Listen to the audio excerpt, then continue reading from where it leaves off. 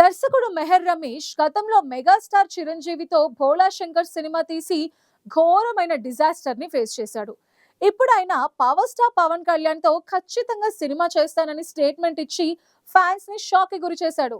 ఈ comments social మీడియాలో viral అవుతూ మెగా ఫ్యాన్స్ గుండెల్లో గుబులు రేపుతున్నాయి. మెహర్ రమేష్ కెరియర్ స్టార్టింగ్ లో బిల్లా సినిమాతో సూపర్ క్రేజ్ తెచ్చుకున్నాడు. ప్రభాస్ ని స్టైలిష్ గా చూపించిన ఆ సినిమా ఆయన టేకింగ్ ని ఆడియన్స్ కి ఫిదా చేసింది. అప్పట్లో అంతా మెహర్ స్టార్ డైరెక్టర్ అవుతాడని ఫిక్స్ అయిపోయారు.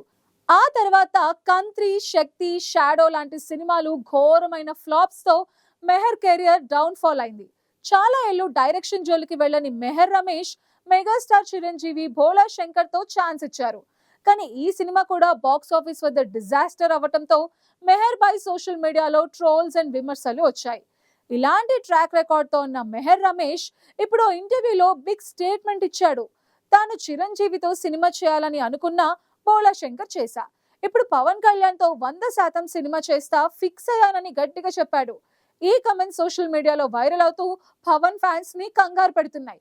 మెగా కుటుంబానికి మెహర్ బంధువు, సన్నిహితుడు కావటంతో చిరుతో ఛాన్స్ దక్కింది.